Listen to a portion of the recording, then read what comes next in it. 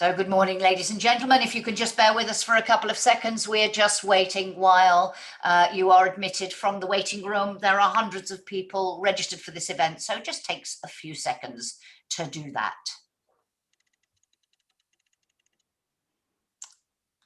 So, good morning and a very warm welcome to this online event organised by WV Stahl and EUROFER in the context of the 2021 EU Industry Days on the Green Deal and European steel, the example of the German Steel Action Plan. My name is Jackie Davis and I'll have the privilege of moderating our discussions this morning. And we're going to have a totally interactive discussion after a short interview with our host today, and then a keynote speech by the Chef de Cabinet of the European Commission Executive Vice President Frans Timmermans. They will provide some context for our discussion, and then I'll introduce our panel and we'll dive into the debate. As I say, it'll be a totally interactive discussion, questions from me, and then I hope also from all of you. You are all muted for now. If you want to ask a question or make a brief comment, you can do one of two things. Either click on the Q&A button, the hands raised button, and I will give you the floor. I will allow you to talk when the time comes, tell you I've done it, and ask you to unmute your microphone. Don't worry about putting your camera on. We just want to hear you for your brief intervention. If you prefer to write your question, can you please click on the Q&A button, not the chat button, the Q&A button, and write your question or your comment there. And could I ask you, please, could you be brief so I can see at a glance who your question is for and what it is. If you're having technical issues, you can't see us, you can't hear us, please use the chat button for that. And finally, if you want to tweet about what you are hearing at this discussion, so share with the rest of the world, and we do encourage you to do so, please use the hashtags EU Industry Days or Green Steel. So, as I said, I'm going to start by having a chat with our host today to learn a little bit more about the German Steel Action Plan concept and why they believe it could be used as a basis for a similar approach at EU level. So I'm delighted to welcome Hans-Jürgen Kerkhoff, President of WV Stahl, and Axel Eggert, Director General of EUROFER, the European Steel Association. Gentlemen, good morning. A very warm welcome. I see also that Diederik Samson has joined us. Lovely to have you with us, sir. I'll come to you in a little while. But first, let me find out a little bit more from our hosts about why we're here today. Hans-Jürgen, steelmaking, we know, vital industry if we are to achieve a low carbon future because it accounts for 5%, some 5% of EU CO2 emissions. Just to give us a sense, briefly, what is the industry already doing? We'll talk about its contribution in the future, but what are you already doing to contribute to that low carbon future? Yeah, thank you, Jackie. You know that the steel industry has made strong efforts over the last years to improve raw materials and energy efficiency. On average, perhaps in Germany, the CO2 intensity of steel production has been decreased by 17.5% since 1990. But today, the potential of CO2 abatement are largely exploited because from the technical point of view, there's a minimum need of carbon as a reducing agent. Therefore, to achieve now climate neutrality by 2050 or significant CO2 savings by 2030, the blast furnace process must be replaced by new low carbon technologies, for the most parts based on hydrogen. For steel production in Germany and Europe, this means nothing else than, I would say, a new technological area. And many steel companies are prepared with projects for the introduction of such low carbon processes, which are already for implementation. These are ready to start, but the costs will be much higher compared to the existing process. And therefore, as a precondition, a comprehensive political framework must be created before these investments can take place. Okay, so let's talk about that framework in a moment. But Axel, so fair to say that your industry is at a tipping point, really important big long-term decisions on investments have to be made now if we're to achieve the targets that have been set out by the European Union. How important is this moment, and how important, as Hans-Jürgen says, is it that we get this right now? Yeah, thank you, Jackie. We are at the point where we need to make the investment now. And that is the investors, which lend the money to the companies, and it's the company CEOs who take the decision then for the investment. So those two need to be confident that the green transition is a business case, and that green steel, CO2 low steel, can be sold on the market. So we basically need also confidence that in the next years there will be a market for new green steel products, which may be more expensive than conventional steel. You can imagine when we substitute, for example, coking coal for hydrogen, then this will have a price ticket. And of course, also the capital investment in new technologies will cost us billions for our industry. And there we need simply to have this confidence. And the industry, the steel industry in Europe is committed. We have the ambition to reduce our emissions by 30% in the next 10 years. We are probably the only energy intensive sector which has set out such an ambition. Okay. And for that, of course, we need the right plan. Okay, so the right plan. Tell us, Hans-Jürgen, if you would, a little bit more about the German Steel Action Plan concept. Why was it developed? In very broad terms, we can talk about it in more detail later in the panel. What does it contain? Yes, yeah. On the 15th of July last year, the Federal Cabinet adopted this concept, which was drawn up by the leadership of the Federal Minister for Economic Affairs and Energy. And before that, we have a lot of meetings, industry, politics, industrial organizations, and trade unions also. And in this paper, the federal government set out a political overall strategy as to how the country's steel industry can be and remain strong, internationally competitive, and climate neutral. And the plan is designed to three aspects. First, creating a level playing field on the global steel market, better prevent carbon leakage in the steel industry and other energy intensive industries, and to facilitate the transition to a climate friendly steel industry. This is, as I would say, a political concept which now has to turn into realization and it has to be transferred. And this, I think it's important to notice that it is recognized that for an industrial transition in direction of a climate neutral economy, it needs the joint efforts from all stakeholders. All parts of the governments were involved. And I think everybody knows that it is relevant for us to stick to the industrial value chains, which are based on materials like steel, and to go forward in the climate protection. And as I understand it, this plan, this concept designed to demonstrate you can, that there is a compatibility. They're not, the issue of climate action and a competitive industry can be compatible, not mutually exclusive, as some people argue. Come back on some of that detail later. But Axel, why do you believe that this plan could form a basis for a similar agreement at EU level? Why do you think it's important to complement national plans of the type Germany has developed with something at European level?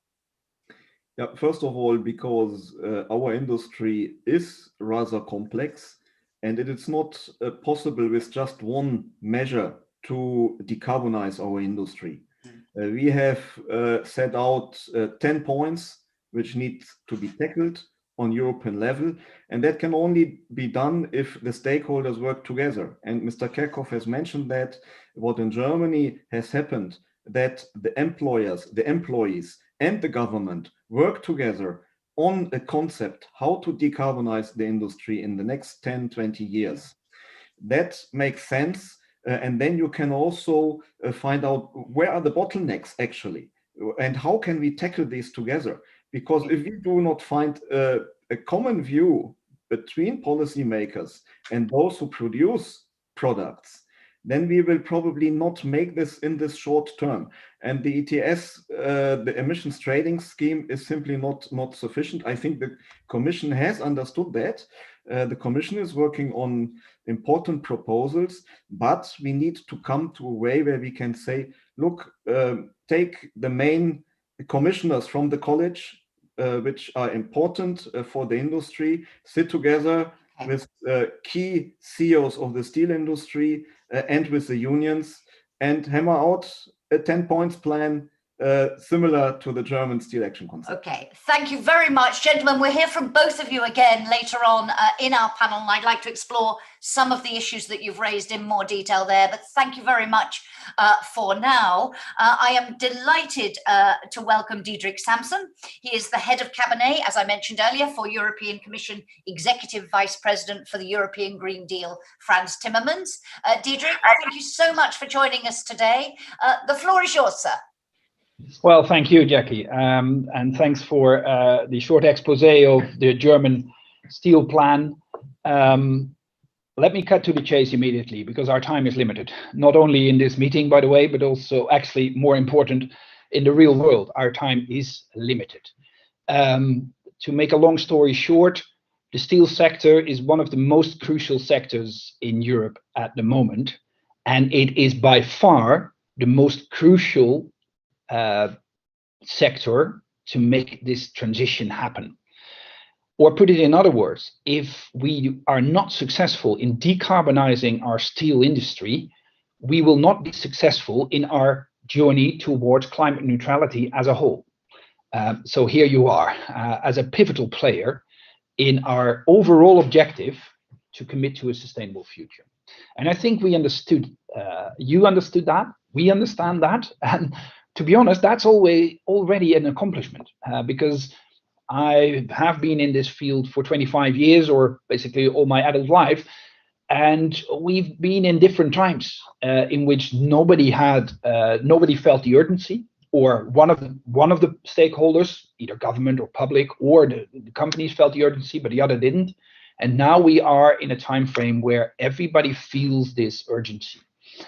In order to decarbonize, the steel industry needs two crucial things. It needs certainty about what will happen in the future, the business environment, the price incentives, etc., and it needs support.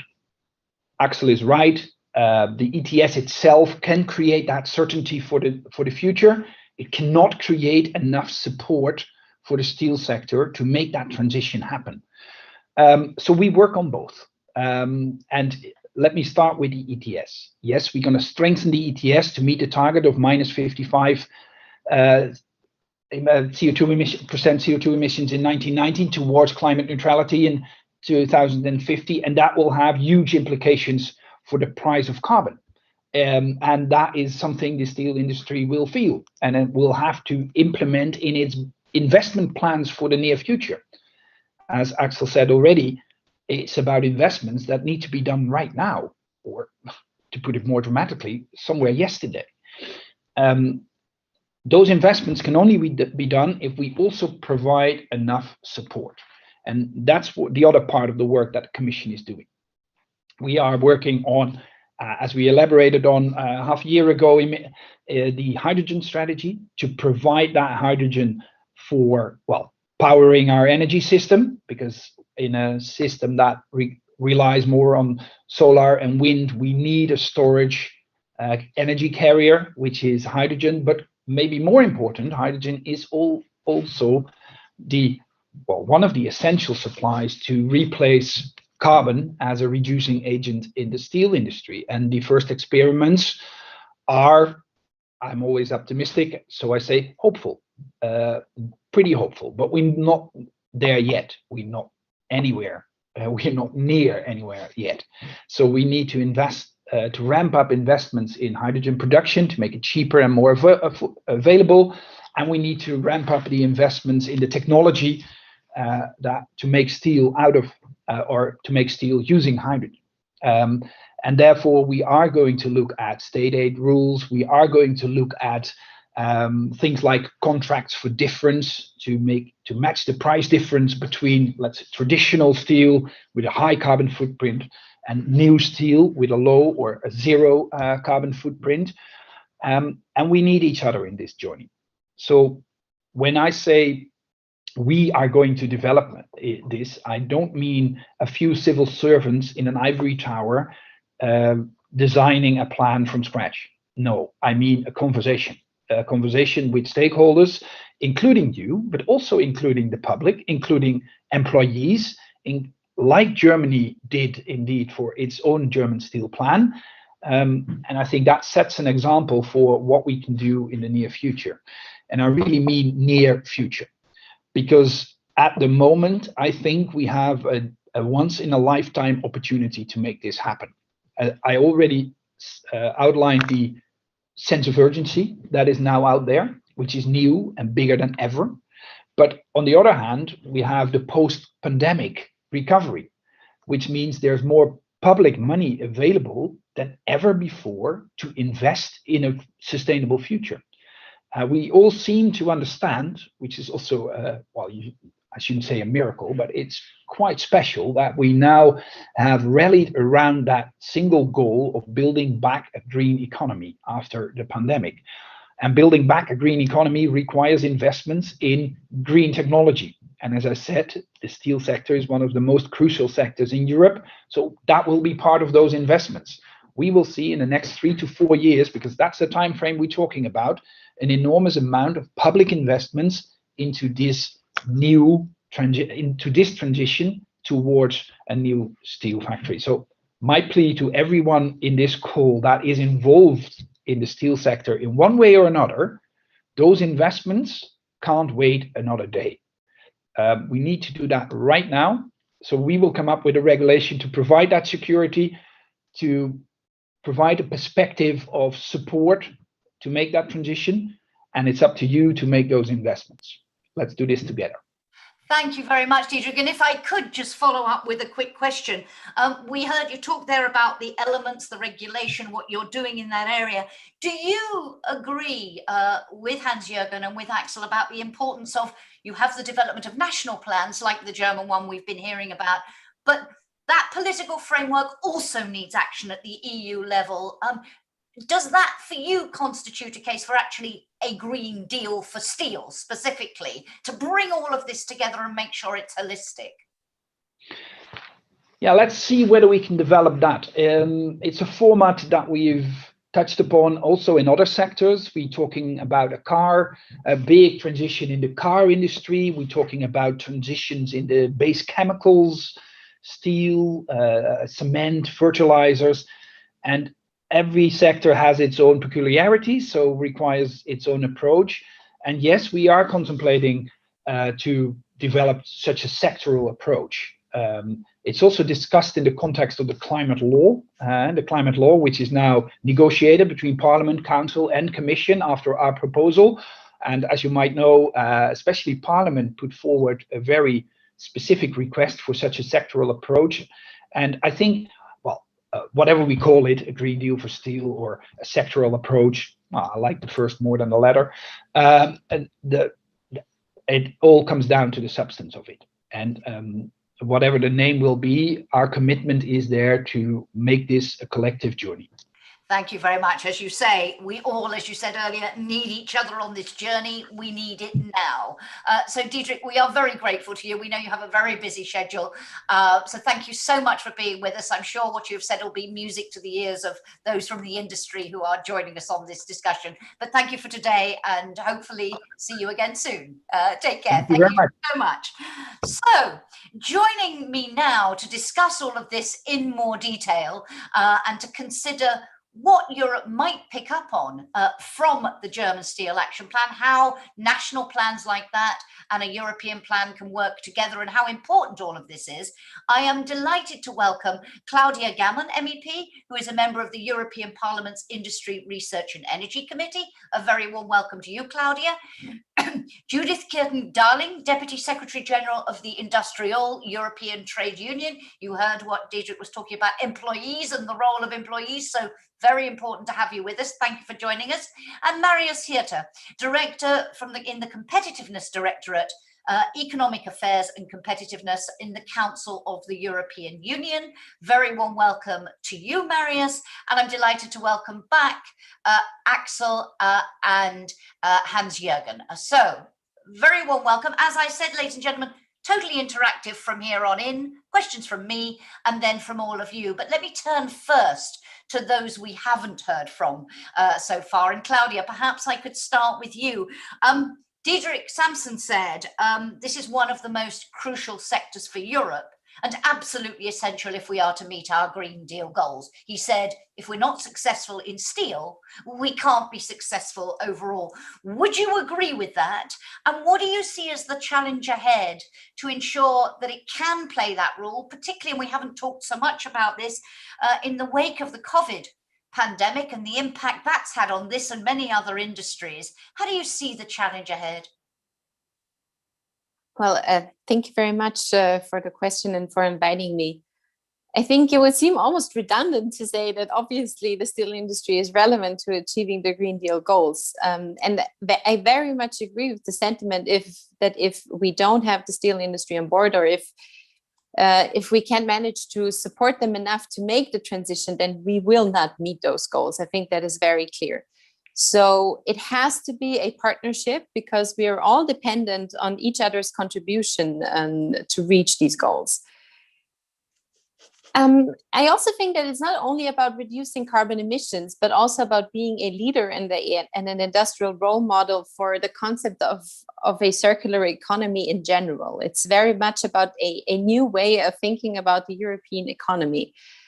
And I think it's actually, if you compare it to many other carbon intensive industries in Europe, the steel industry has shown in many, many very interesting, innovative projects that they are willing to do the work and also willing to do the innovation that is necessary to achieve that. So, I mean, we as politicians, we can obviously provide regulatory frameworks and the regulatory steps that are necessary.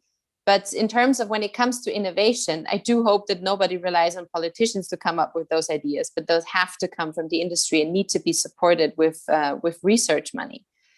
So, and when it comes to your question on what the COVID epidemic has shown us, I think it might be about how we have to rethink global trade, maybe as a means that I very much believe in a globalized world. I believe in fair trade. But we have to rethink what that means if there are such different views currently, right now. I hope that it changes very fast about what a green future for the planet means.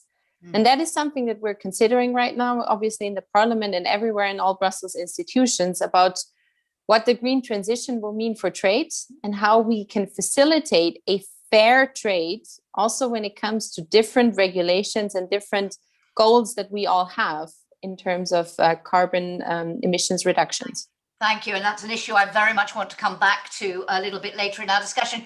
Ladies and gentlemen, just one request. I see questions are already beginning to come in, but could you please put them in the Q&A box rather than the chat box? Leave the chat box for technical issues.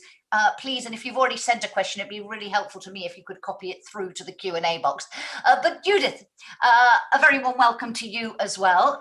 Same question really to you in terms of, I'm sure you would echo the remarks about the importance of this sector to achieving our Green Deal objectives. What do you, from the perspective of trade unions, representative of the employees, see as the most important challenges ahead?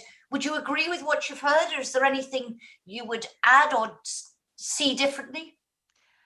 I think broadly many of the issues have been put on the table. I think the great draw out from the German steel concept is actually the way that it was prepared. The tripartite nature of bringing together the industry, the trade union movement, and all the branches of government which have a stake in the debate to bash out that common agenda. I guess my my one concern is that we have this decade where we need to see this massive investment in the renewal of infrastructure, in the renewal of industrial installations, in new blast furnace technologies, breakthrough technologies, lots of research and development. And for steel workers across Europe, there is deep anxiety about what the industry will look like and how big it will be in Europe by the end of this decade, because COVID has hit the industry very hard, and it's hit steel workers very hard in terms of the last few months. And we are undergoing, and I think we should be clear about that, we're undergoing a new period of industrial consolidation in Europe in the steel industry. That creates an anxiety in the workforce as well. So we have these multiple changes going on at different speeds, the impact of COVID, industrial consolidation, and then the long-term agenda of decarbonisation. And that's why it's so absolutely vital that we have a kind of overall comprehensive plan for the future of the industry in Europe, because it's those combinations of the short-term pressure together with the longer-term objective of where we want to get to that we need to have joined up political thinking, and that needs to have trade policy in the mix. It needs to have classic industrial policy, research, innovation policy. But let's not forget that this is about people as well, and we need to have a strong just transition agenda for the steel sector across Europe, with a strong social agenda attached to that European Steel Action Plan. Thank you, and we will come back to that in our discussion. But Marius, a very warm welcome to you as well. And we heard from Diederik Samson about the work that is now ongoing in the Commission in this area. Can you tell us a little bit from the perspective of your remit, industrial policy, single market research and so on, what work is being done in the Council now in terms of translating those Green Deal objectives into reality? What is the process that is being developed to address some of these issues we're already discussing? Thank you very much for your question. Thank you very much for inviting me. If you allow me, especially for our audience, I would like just to mention from the beginning that I work in the General Secretariat of the Council, which, if I may say so, it's not really the Council. I mean, the Council is formed by the member states, and it's them, the member states, who are the political deciders. They formulate the policy decisions of the European Union, starting from, let's say, the communications and the proposals of the Commission, following various discussions with other European institutions. So from that perspective, the General Secretariat, it's not a decider. We only service and serve the member states in this respect. This being said, if I'm allowed, I would just like to recall that the Council insisted very much for a comprehensive industrial strategy, and it adopted even a series of Council conclusions, starting with the Maltese presidency in the first semester of 2017, asking again for this comprehensive industrial strategy.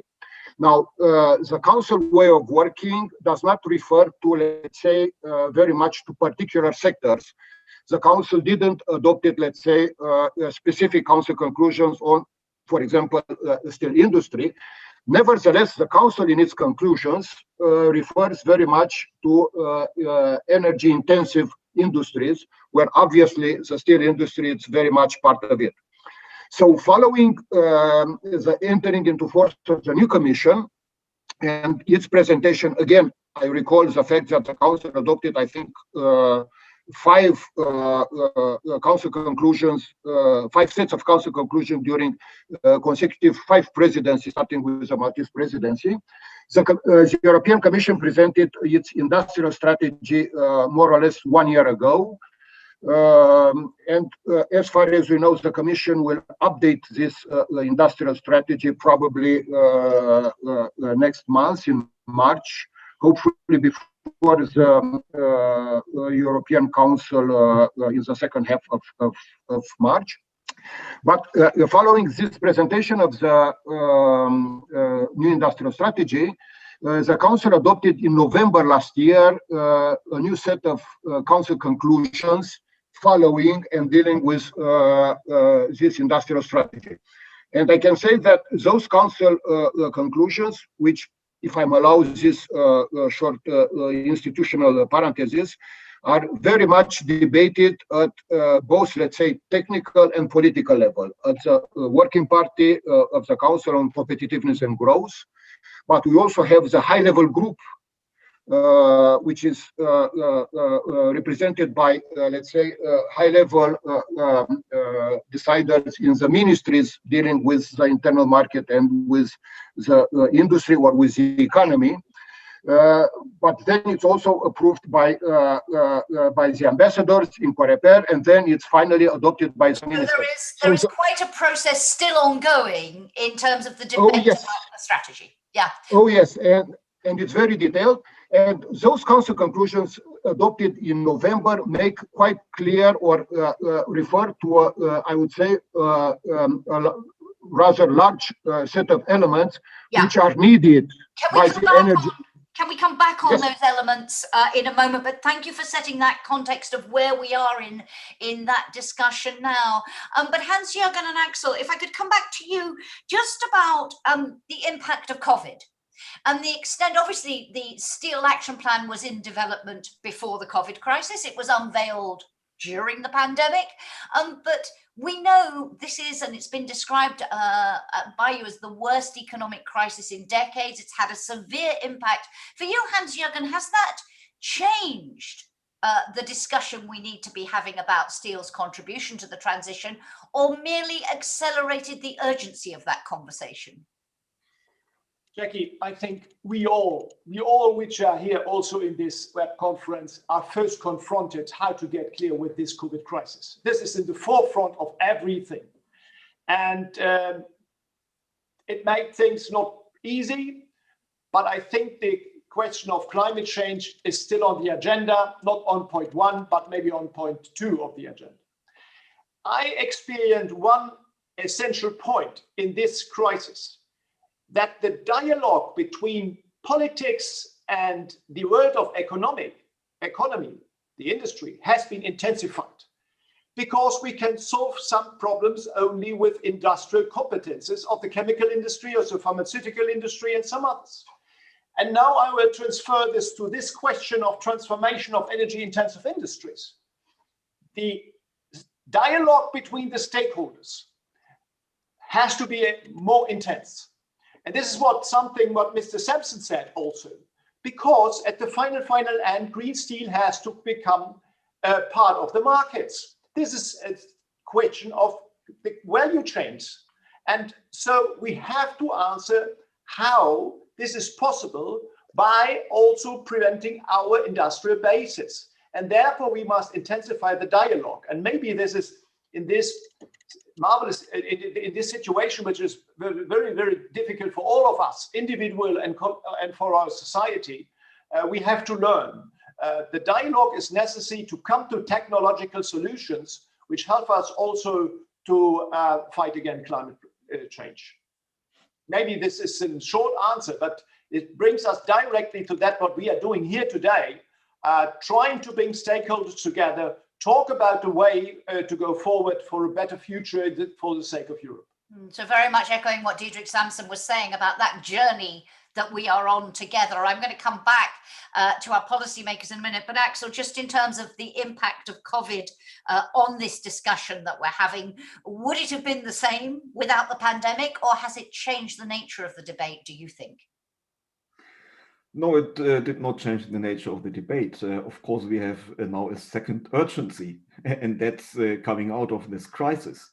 But the first urgency, the climate, still remains. And when I had a meeting with the CEOs of the European steel industry in November, they were very clear about that. We as a steel industry keep the ambition to reduce our emissions, because that is basically enshrined in law, in the emissions trading scheme, and we have to act. But for that, we need this plan in order to make the necessary investment. That is also clear. And COVID has had a huge impact last year on the balance of our companies, that's for sure. But we have to get out there. There's no way. We have to tackle both issues. And the first one, I would say, we have a steel safeguards. That's a trade issue where we are, let's say, protected against trade distortions from third countries. These need to continue after June because they are expiring end of June. And indeed, Judith, on this question of a just transition, you underlined very much how important that was. But now, in the context of COVID and the impact that it's had on your members, on employees in this sector, what difference does that make? The EU is already talking about a just transition. It was at the heart of its approach, the Commission always said. Has that debate changed for you post-COVID? And then, Claudia, I'd like to come back to you on the support and the link between the German plan and what we might do at European level. But Judith, first on just transition and COVID. Yeah, for us, I mean, COVID has very clearly accelerated what was going on in the sector. So we see the steel industry, I mean, we shouldn't be under any illusions. There were major challenges before COVID hit, but COVID hit very hard and intensified some of the challenges which were already there. We then see this intensification, and I completely agree with Axel on the point about safeguards, because we see this intensification of the global pressure in terms of competition, particularly as China came out of COVID earlier than elsewhere and then was producing more steel. So the historic problem of overcapacity was then accentuated further. So that it has intensified the debate. It has made it all the more important that we have a really substantive discussion about what just transition means in practice. Because I think what we've won as the trade union movement is the war of jargon, if you like. It took many decades for the trade union movement to get the concept of just transition onto the policy agenda. It is very much now on the policy agenda. And it's now that we need to really fill out what that means in practice to ensure that no region is left behind, that no worker is left behind in this transition. The danger is if we don't have that comprehensive view of the Green Deal in tight partnership with a just transition, that we create some of the future backlash potential. And I think steel workers in Europe are absolutely committed to the direction of travel, but they want to be part of the story. They see the future of the industry in Europe and they want to be part of that story. And the danger is if there isn't the strong comprehensive action plan which has the different elements equally around the table, then we will lose that public support, which we do not want to see happening. So Indeed. That's why we're so clear that this has to mean an intensification of the implementation of just transition. When you underlined why you thought the German plan was so important, you said the most important element is the tripartite nature, being Absolutely. part of that story, that discussion. But Claudia, let me come back to you. And you talked earlier about the importance of your role. You said we're not the innovators. Industry are the innovators, but we're there to support, to create the right framework. How do you see the German action plan, from what you've heard about it, as a good model for bringing all these things together and providing that framework that's needed? And if you do, should we replicate it at European level? Which bits of it could we replicate? Do we need to do both together, national and European? Well, definitely, we will need something. I mean, we need to have a predictable framework that not only the industry can work with, but that also investors, that the entire finance sector can work with. This is about a clear timeline that gives you a view of when to invest and to avoid sunken investments in all kinds of industries. I mean, that is also a huge problem that we have to deal with.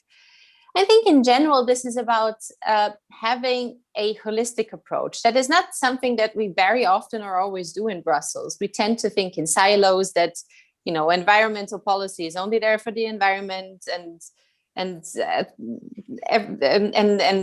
economic policy is only there for certain parts of industrial action. That's not what I think we should do. I think something that was very well said in the beginning by Axel Egert was that he said the green steel is a business case. I think this is where we have to move towards. I mean, we often talk about the goal of the reindustrialization of Europe. And we have to take the chance now, because I think the future of European industry will have to be and will be a green reindustrialization. That will be our main competitive advantage that we have after a certain point in time. And that is something that should be realized. I find it fascinating also to follow the financial markets movements on green investments, especially also when it comes to green steel and green energy. It is sort of an indicator of where people that are looking a bit further ahead with their investments are turning towards. And that is also where we need to go on a European regulatory level.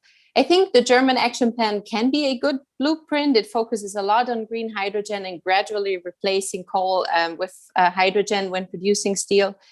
But again, when it comes to silo thinking or trying to avoid silo thinking, I think something that we have to talk about a lot when it comes to green steel is the energy transition.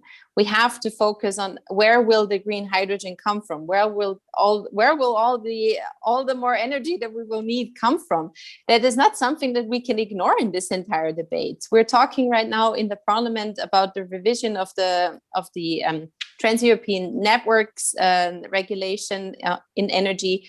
That will be a huge part that will have to be now, when using our pandemic language, we will need exponential growth when it comes to investments in the energy transition, and especially when it comes to energy infrastructure. And energy infrastructure will also be key, I think, when we talk about hydrogen. I mean, industrial sites will know how the network will look like in 10 to 15 and 20 years. That is a key question when it comes to new investments. That is, I don't know the English word. In German, it's Standardpolitik. It's just something that will be really, really relevant. It might not have been as relevant in the past, but for the green steel future, it will be a key question. And we should include this a lot more in the debate. Thank you. And Marius, if I could come to you, and in terms of that comprehensive industrial strategy and the work, those technical and political debates that, as you said, are ongoing, that issue of the business case, making the business case for the massive investments that are required, is this something that is very much in focus in those discussions? And can you please tell me the degree to which in council conclusions and in what's been said about this issue, this argument, very central to the German plan, designed to show you can have climate and energy action and you can be competitive, that they can work together. Is that also a central ingredient of what the Council is saying at the European level on this? Yes, I mean, obviously, I'm thinking about my reading of the Council conclusions, and obviously it's for everybody to draw their own conclusions. But I would very much underline that the Council, or my understanding of the Council's direction is what was exactly in the same sense what was said by Judith and by Mrs. Gammon.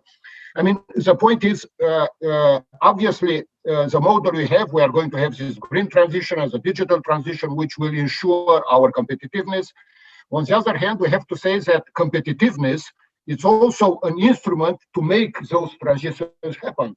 Because by being competitive, we can ensure the resources, including financial, but also in terms of innovation and research, so on and so forth, needed for such.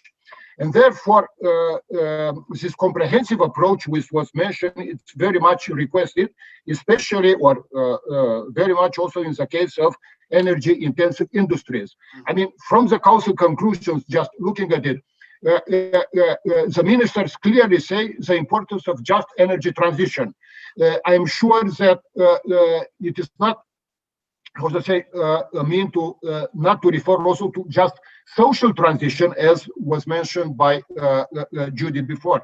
Then also ministers, what they clearly say, they need a level playing field according to all our, let's say, components of our economy, of our industry, in order to ensure our competitiveness, environmental protection, employment protection, social standards, protection of intellectual property rights, reciprocal access to public procurement, so on and so forth. So I think we have to be very clear that the way, what is the example of the German steel industry, while it's not, let's say, per se mentioned, it's clearly very useful, and it's a model, or at least the ministers already mentioned that it should be a way of working for the European Union. So Thank you very much. I want to come now to some of the specifics, and I think the thing that's most coming up in our Q&A box at the moment is the issue of global trade. And Claudia, you referred to this in your opening remarks and talked about the need for a rethink, and it's very much something I know that takes centre stage in the German plan, and Axel, from a EUROFER perspective. Let me just give you a sample, a flavour of some of the questions coming in.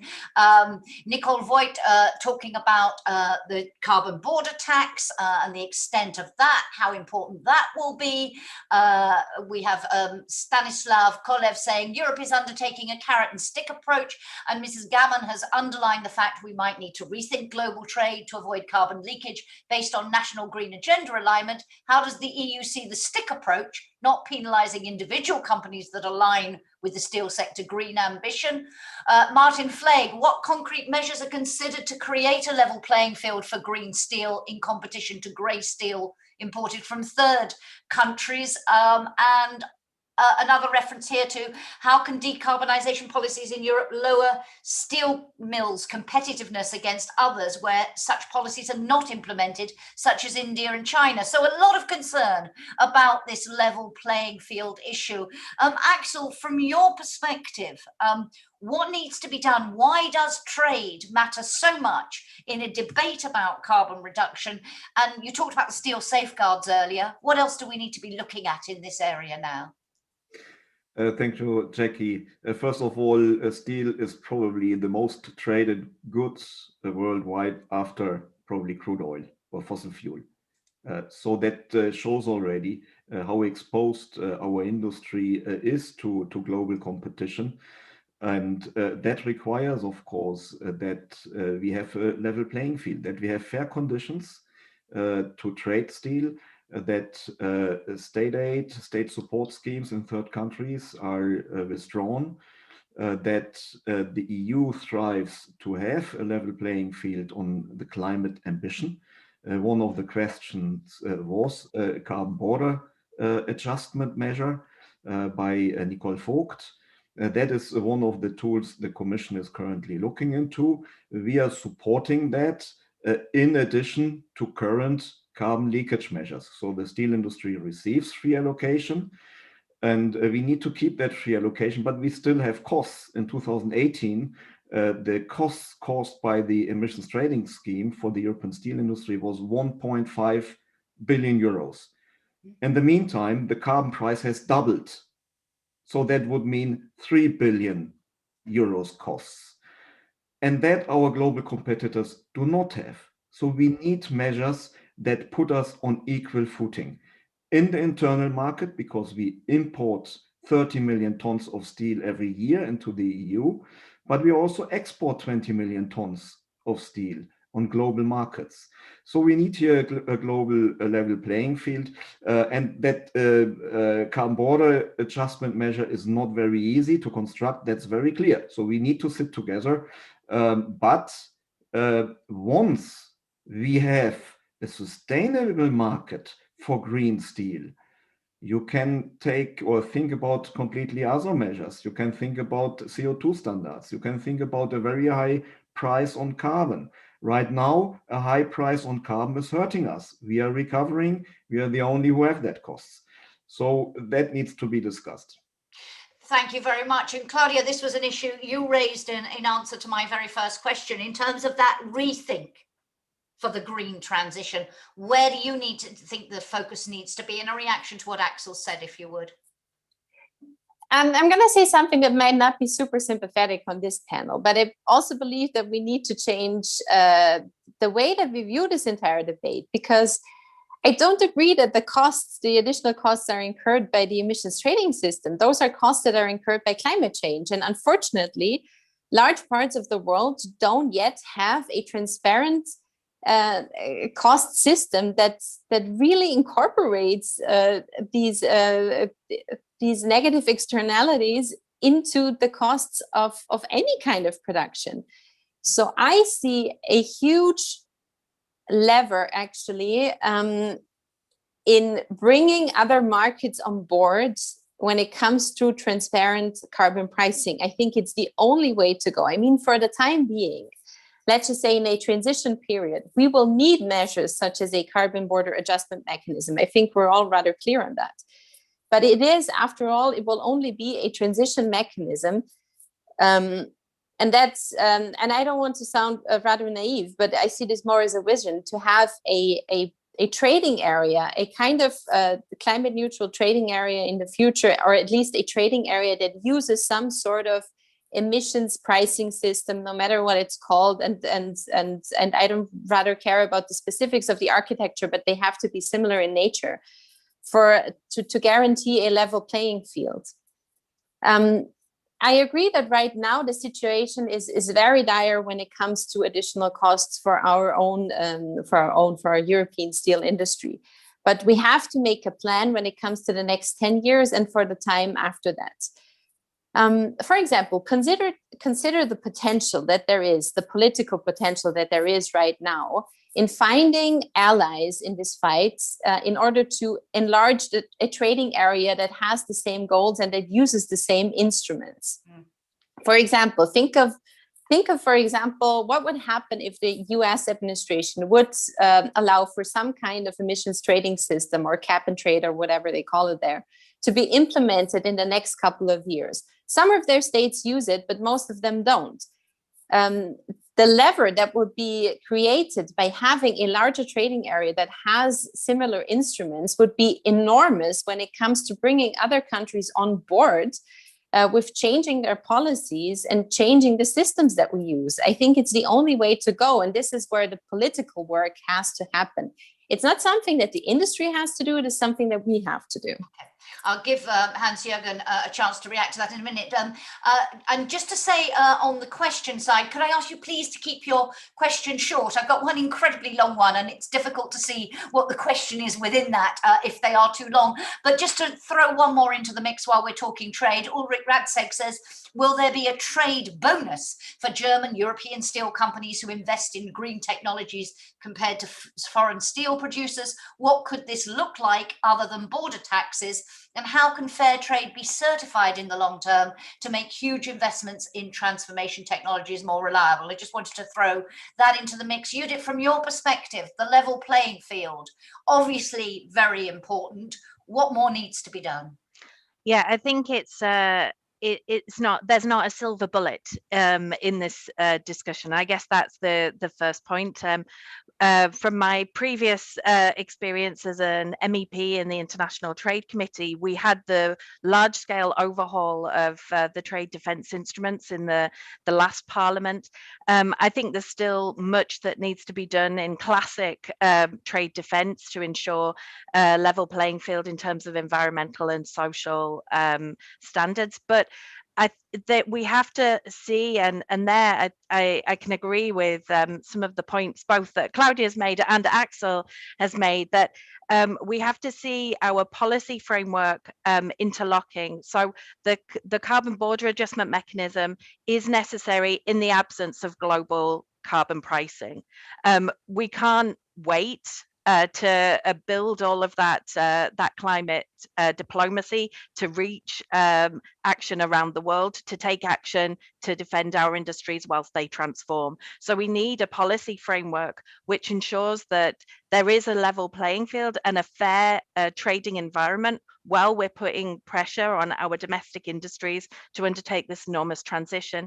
And I think that is a question of trade policy, but also internal market policy. So questions of standards, the role of public procurement in terms of using all of the levers that we have to create that business case and to create the market and the market for green steel products. So that's where you know, I come back to the broader point. That's why there has to be this overarching action plan. We call it in the trade union movement the European Steel Action Plan. We actually produced our version, not being competitive, but in May last year, and it influenced and fed into the German steel concept, but it has to have really a holistic approach to the different policies, because there are internal market policies which could create the level playing field alongside the external trade policies of the European Union. And obviously we need to be seeing climate action around the world to really ensure that that we don't have a long-term competitive disadvantage. Marius, I want to come to you in a moment on this question of how this fits with the comprehensive industrial strategy. But Hans-Jürgen, could I come to you first to react to this, but also to throw into the mix? Axel talked about state aids in third countries. You're also calling very much for looking at the state aid guidelines within Europe to allow aid for decarbonisation measures in energy-intensive industries. Could you say 2 words about that and the link between those two things? And then I'll come to Marius on how all this feeds into the competitiveness discussion. But Hans-Jürgen first.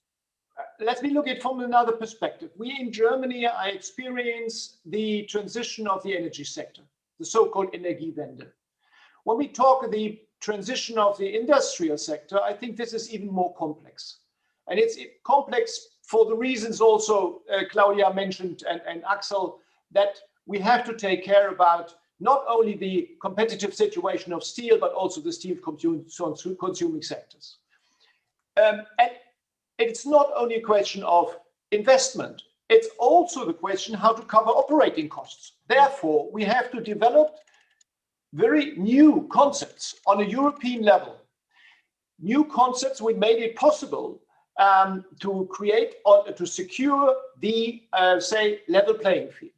And there, the state aid system plays an important role. And it's my wish, of course, when we talk about the hybrid, as Claudia said, the hybrid coherent concept, then they have also the DG competition, the state aid rules plays an important part, because there they can define how to secure this level playing field explicitly for those companies which not today, maybe which will transform tomorrow, because it's a long way till 2050, where we have not only to finance the transformation, where we have also to be sure that those who are producing in the traditional way are also not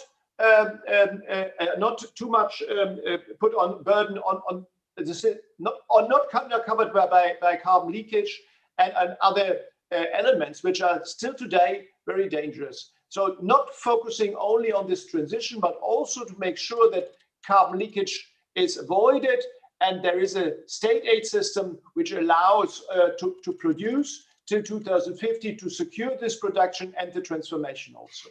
Thank you very much. Marius, you were talking earlier and I stopped you and said we'd come back to it later, to the larger elements of the comprehensive industrial strategy. Can I just raise in that context the question of this joined up thinking, where you link the trade policies, the issues we've been talking about, state aids, of course, both in the spotlight because of the green transition, but also in responding to COVID and the impact it's had on national economies. To what extent in the Council's discussion and in the strategy are these things linked? And if they're not linked as much as they should be, is there work going on to make sure we have a genuinely comprehensive approach? Yes, thank you very much. My reading of the working going on in the council goes also a little bit in the direction of what was previously said.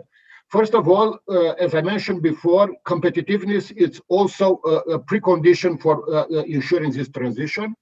But on the other hand, we also have to look at the fact that, and I think while it's not really explicitly mentioned as such, but it comes quite clearly from the council conclusions, we cannot say that we have one size fits all. So it is true that we have to look at the various sectors of the economy, and therefore, for example, in the Council conclusions, we have this reference to energy-intensive sectors. The Council, in its work, doesn't go very much in the specific of various industries or various member states. Because obviously it would be a work which requires a very high level of detail. On the other hand, the Council base its work on the proposals from the Commission, on the communication from the Commission, and we are going to see how this update, or let's say update of the new industrial strategy to be presented by the Commission shortly, will fit into this.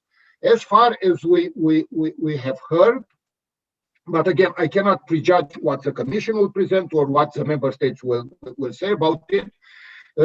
This update of the industrial strategy will take a look at the impact of the pandemics, of the COVID pandemics on such sectors, and how we should try to deal with this. Now, the level playing field, it's an issue which was mentioned constantly by the economy ministers, or so to say, by the Competitiveness Council. The work it's done very much together with the Foreign Affairs Council, which is, let's say, competent on those trade issues instruments. And it also falls down from the strategic guidelines provided by the European Council. So institutionally speaking, this is a little bit, let's say, the framework under which we work. Now, in terms of output, what I can say is that it seems that the Portuguese presidency will have a policy debate on the Commission's update of the new industrial strategy at the May, let's say, Competitiveness Council. We'll see if it's going to be a video conference, or hopefully, who knows, maybe even a physical one. And the work will be continued by the Slovenian presidency in the second semester. Obviously, at this point, I cannot prejudge what will be the result, or let's say the exact specifics of the work in the Council. Okay, thank you very much. I want to come to the question of money, because we have a question about that, and then I will take a couple from the floor. But we had Diederik Samson talked about the post-pandemic recovery, and he pointed out more money will be available to invest in a sustainable future. There is an agreement that that money should be used to invest in a sustainable future. I have a question from Jenna Depka saying, who is going to pay for the technical transmission of steel mills to CO2-free production? As Mrs. Darling already pointed out, European steel mills already strongly affected, faced with various challenges. National programs to promote transmission are commonly coupled with a huge own share for the steel mills. For private investors, where's the benefit for them? Let's just focus in for a moment on what role, Axel, what role the recovery fund can and should play in helping this industry. We've already heard, without you, it doesn't happen. How do we use the recovery fund money? How do we use it in the best possible way? Thank you, Jackie. First of all, we are also working on a clean steel partnership, where the European steel industry has already committed that it would finance 50% of the costs, and 50% of the other costs should come from public funding. That is an EU program, Horizon Europe. So that is one part. This is for scaling up or for testing new technologies. And then we have, of course, the recovery fund, which has a budget of 750 billion euro, and 37% of that should go into the green transition. And it's now up to the member states to establish plans, national plans, for this transition. And there, of course, we hope, and our companies are in discussion with the governments, that a part of that is going to support the steel industry and the infrastructures we need.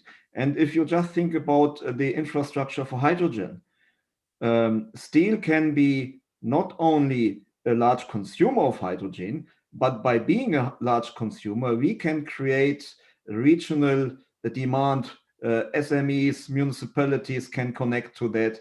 We can create a completely new energy world in Europe. You need consumers for that, of course. And it's not sufficient just to have one car on the highway that demands hydrogen. You will not have a gasoline station or a hydrogen station for one car. So there are huge possibilities.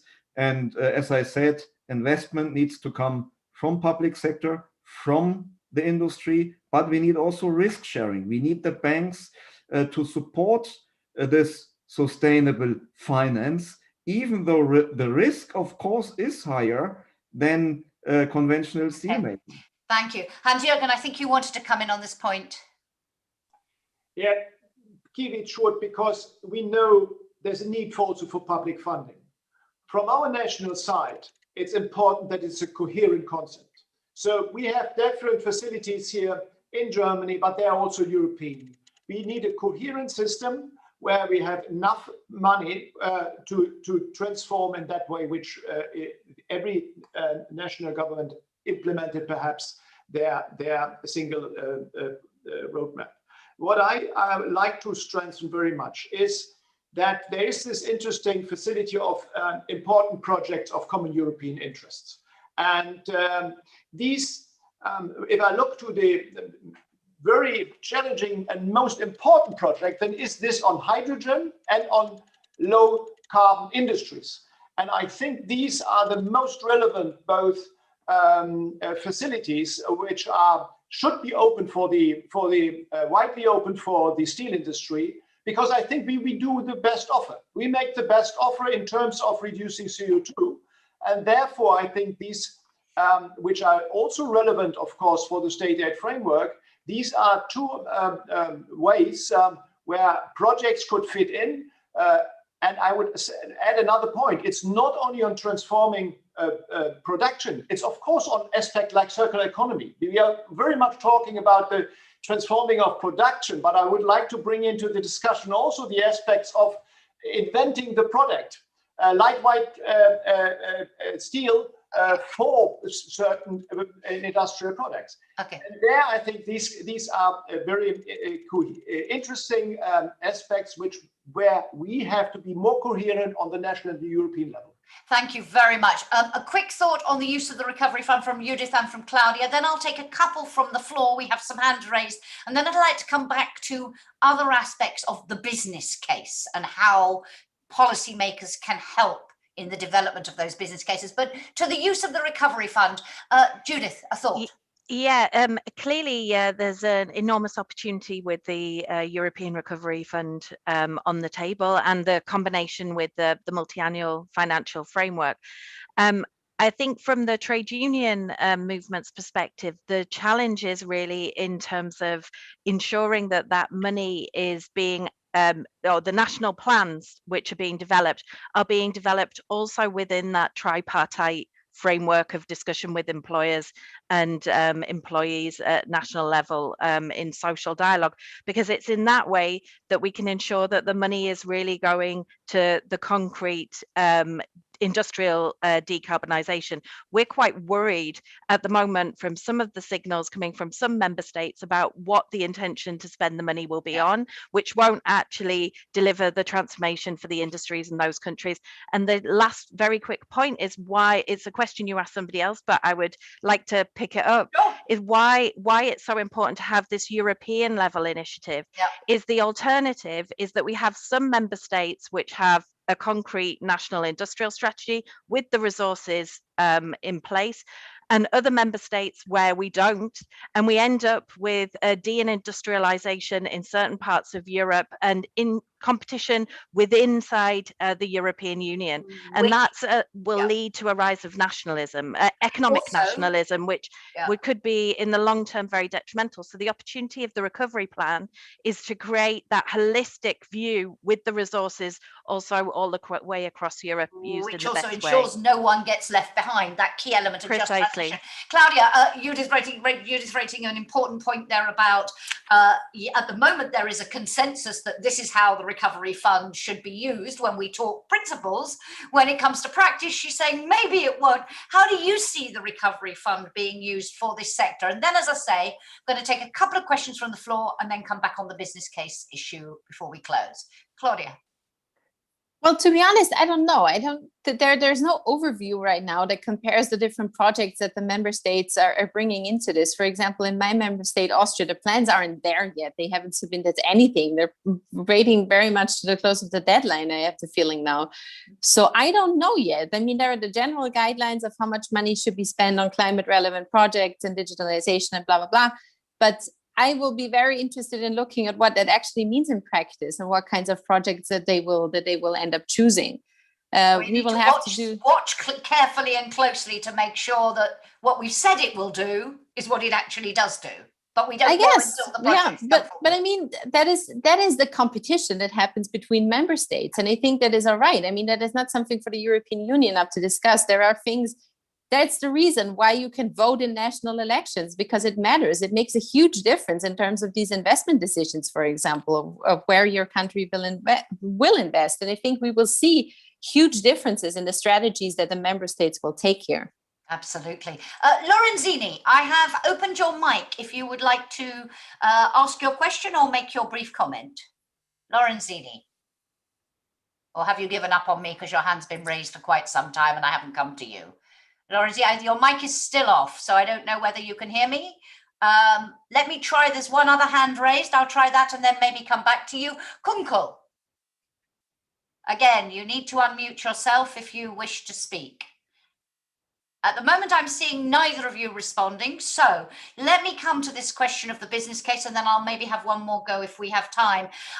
Talking more broadly about the business case, and you've all underlined right from the beginning, that is the most crucial thing. We have to make sure this industry can make the business case for the investments.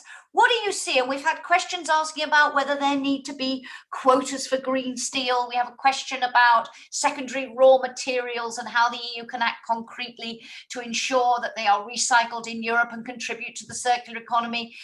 We have issues relating to public procurement, which was mentioned, all sorts of things. In terms of making that business case, and Axel is already waving at me. Axel, what do we need? Where is the support you need here from Claudia and other policymakers to make that business case?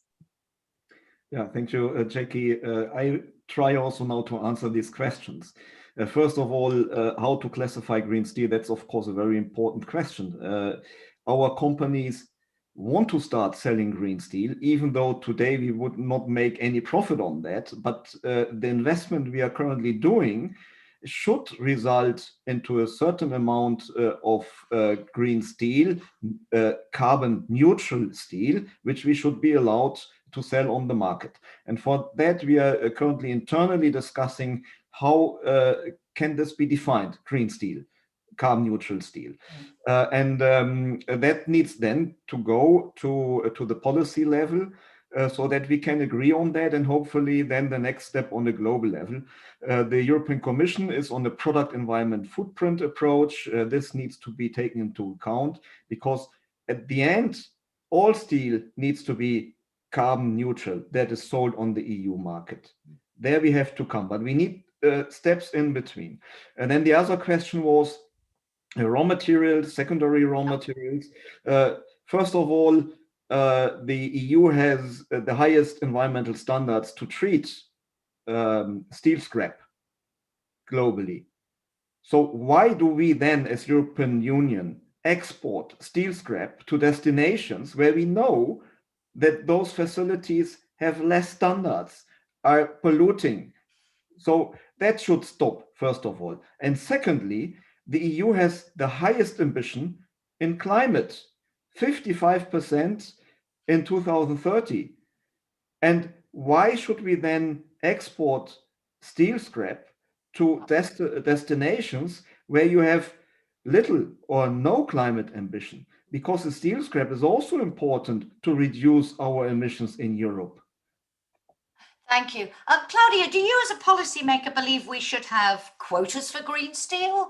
How do you see in terms of your role? You said earlier, they've got to do the innovating, but when they've innovated, they need the market. And that's what we've been talking about. How do you create that market for green steel?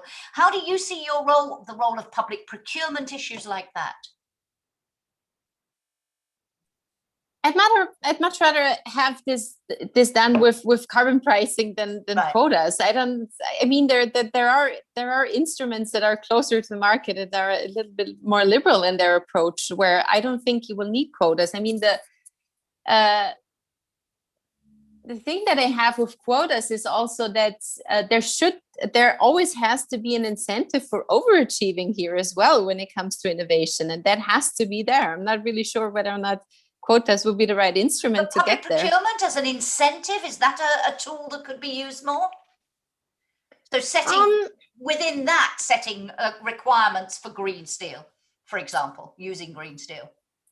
Well, I guess, but I don't want to start at the end of this entire conversation. I mean, it would be quite unfair to do this, for example, for an area where you can't get any green hydrogen. Yeah. There has to be the supply of green hydrogen has to be there first. So renewable energy has to be there first. That's not the case in all of Europe. Indeed. I have a hard time with it's been said, I think, by Judith, there is no silver bullet. And I think that's starting the debate at the end of the entire question is probably not the right way to go. But then again, I think this is something that has to be done in conversation with the industry. Marius, in the conversations of the discussion in council, much emphasis on the discussion about incentives more generally across sectors, the role of incentives, the role of public procurement and issues like that. Is there a focus on the importance of the business case and what policymakers can do to support that, whether specifically for energy intensive industries or more broadly? Yes, I mean, I would like to refer again as the way the council works in this respect, because as I said, the discussions with the council was the commission presents a proposal or based on, let's say, presidency's approach toward adopting council conclusions on a specific subject, but specifically on industrial strategy.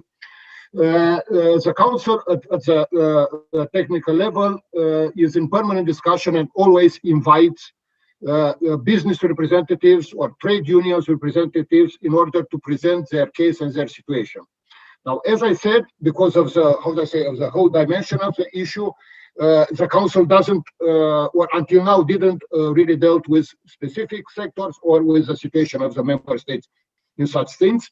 But let's say the business case is definitely presented by the various business associations. If I'm not mistaken, even some of the participants here were and had discussions with the working parties. Just to make sure, this is not, let's say, part of the negotiations within the council. The business representatives present their case, are asked questions, provide answers, but then the negotiations within the council goes on within the council. I have to say that I think again there are some guiding principles. One is, for example, the fact that the single market and the integrity of the single market has to be observed.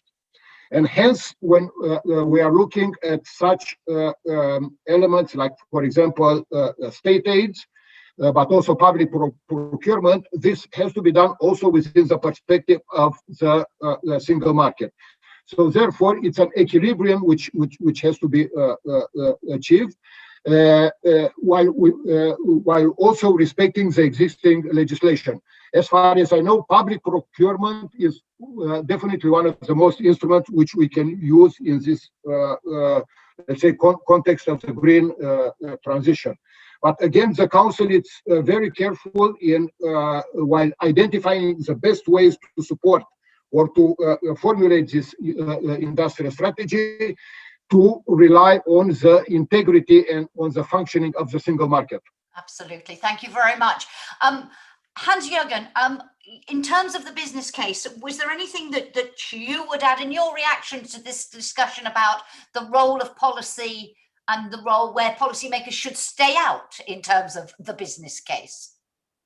I think this discussion has shown very clearly that the transition of steel and steel production is more, it's the transition of a value chain.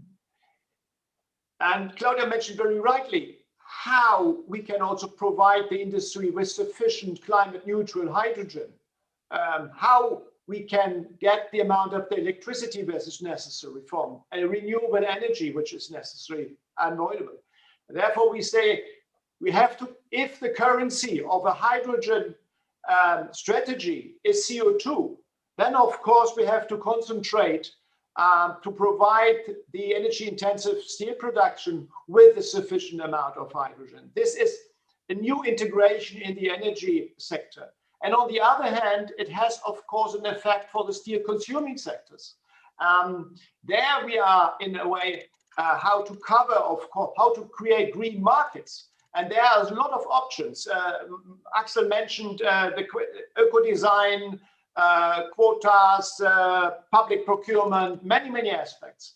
And this shows very clearly that this whole operation we are discussing is such a complex one, where we have to be very careful, because if the industry is losing market shares in this process, we won't get them back. Okay. And we won't get them back. And therefore, to create a right business case, as you call it, has to bring in all stakeholders into one boat, and has to, for the politicians, be aware fully that is a sensitive, and my notion is to create a closer network between the regulator and the industry to get the effects right and not in the wrong direction. Okay, thank you. Judith, I want to come before we go to the social transition question, but I want to try once more. Lorenzini, can you now open your mic or not? Or do I abandon the attempt? No, it would appear not. So Judith, before I try to ask our panel to draw some conclusions from our discussion, going back to the question of the just transition, and you said at the beginning, one of the most important elements of the German plan for you is this tripartite nature, is this involvement. And you said, we're committed to the direction of travel, we want to be part of the story. What for you is key if we are to ensure that this is a socially equitable, a fair transition? What will be key? For us, obviously being part of the discussion, I use the slogan of the disability rights movement in the 1980s of nothing about us without us. Workers want to be part of the discussion about the transformation of their industries. So being at the table is absolutely crucial, but then we have to be clear that as Hans-Jürgen just said, in terms of the policy framework, it's a complex picture, and it's a complex picture socially as well. We have steel installations right across Europe in very different regions with different pots of money, with different instruments at their availability. What we need to have at European level is a just transition framework which provides a roadmap for the workforce to see how they fit into this transition story. And for many people, it will be about changing the way that they work, integrating new technologies, changing the skills which are involved. But for others, it will be also about changing the dynamics in regional economies. And you need to have a really comprehensive view of the social transition to avoid that you don't have people falling through the gaps. And all too often, it's left as an afterthought. It's left as the added optional extra. But actually, if we want to succeed, as Vice President Timmermans has said on a number of occasions, if there isn't a social transition, there won't be a transition. So we need to then give the adequate time and energy for the just transition to ensure that we bring everybody in every region along with us. Thank you. And Hans-Jürgen, how important for you was it that the German plan was developed in that tripartite way, and how important will it be to do the same in any adaptation, in any building on that at European level? This is a challenge for society. And I would like to make one remark to these many Q&As which are here in this round. Yeah. I think EUROFER and we will answer to that very clearly, because an open and transparent communication is one precondition that we get the things right in this process. And therefore also, it's not only on companies or organizations, it's of course of also the workers and the trade unions and all those stakeholders which know where they are talking about. We are talking about what is happening on the shop floor. Where is the industrial reality? And I hope that such a web conference like this could support to bring industrial reality into the home offices of the civil servants of the European Commission. So for us, it has been important. We have to make the things right, because if it went wrong with steel, there's a danger that it will went wrong also with other industries. And the precondition is open and transparent communication on these very severe economic questions. And I'm very grateful that the IG Metall here, in our case in Germany, plays such an important part. And we will go along also in the next months on the same subject. Okay, talking about the next months, I want to come to each of you.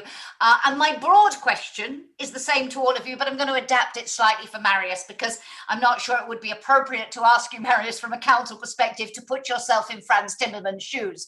So to the rest of you, my question will be, if you were to be in the shoes of the Executive Vice President of the Commission responsible for the European Green Deal for just one day, and you could only do one thing to put us on the right track, to answer all of these questions, to continue that conversation that Hans-Jürgen has just underlined is so important and you've all talked about, what would your, and I'm accepting Axel said at the beginning, we have 10 points and they all fit together, and the whole point here is it needs to be holistic.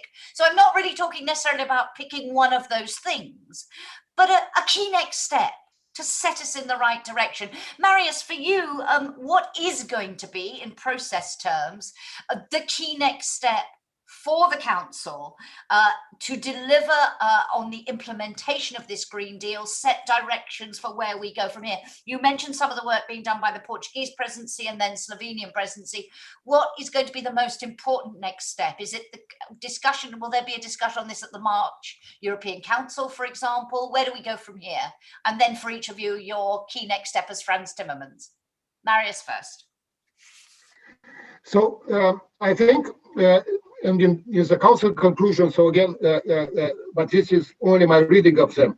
But I think, as I said, competitiveness remains a key, and the council competitiveness is committed, or I read it as being committed to follow and to, let's say, monitor, if I can say so, this competitiveness. Because if we don't say competitiveness during this transition, during this journey from here till the objectives we have adopted, we risk, how to say, losing a little bit our path.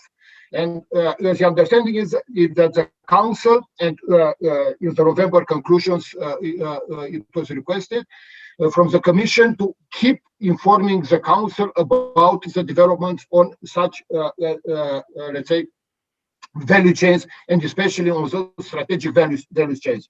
Because I mentioned it, there is no one size fits all.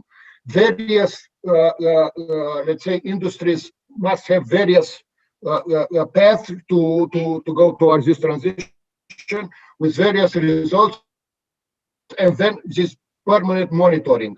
And as I said, it's going to be during the Portuguese presidency, during the Slovenian presidency. Thank you very much indeed. Claudia, in a sentence, half a minute, what would you do with your day as Frans Timmermans? I would work in the energy transition, in infrastructure investments, in renewable energy production investments. I think this is the key. The the more speed we gain on this entire development, it will also be easier for carbon-intensive industries such as the steel industry to transition. So, Judith, where would you start?